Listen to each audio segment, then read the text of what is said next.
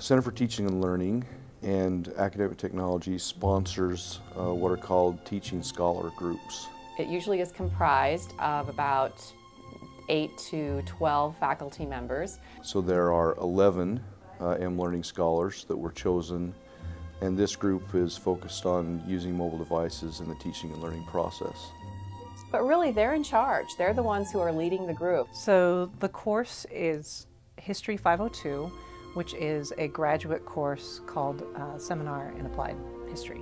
My students are going to create public history projects that are about Idaho or Boise. And they might do, for example, walking tours. They might take advantage of the GPS. For the most part, they're using them outside of class to construct their own digital history projects that are optimized for mobile devices. I'm asking them to use existing apps or develop web pages that are optimized for small screens.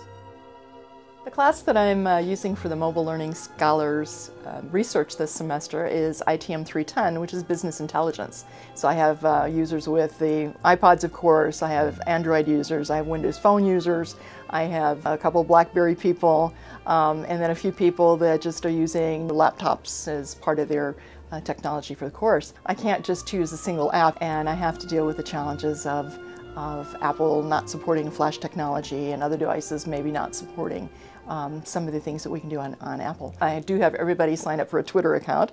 I've been able to ask them some interesting questions that I think is going to be very valuable to carry over into research on the whole mobile area. It is a bit tedious to prepare the content for mobile devices, and that's one of the challenges I think both academia and business is finding in using mobile tools.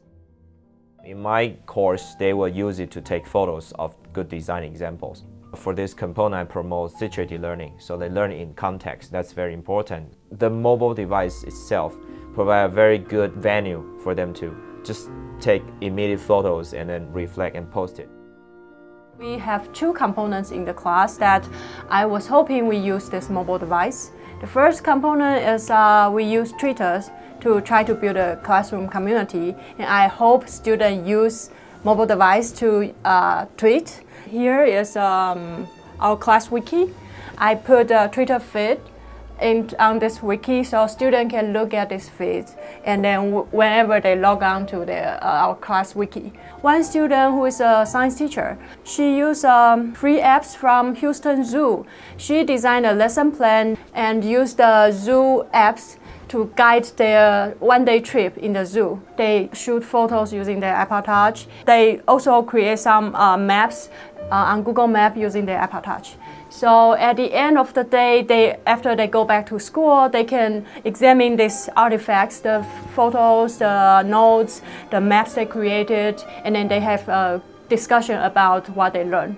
It's a different world in which we live. It's changing very rapidly. I mean, the fact that we can get infinite amounts of information at our fingertips with a very small device in a matter of seconds changes the whole environment. And so at Boise State, we need to help teachers kind of make that transition and make that move.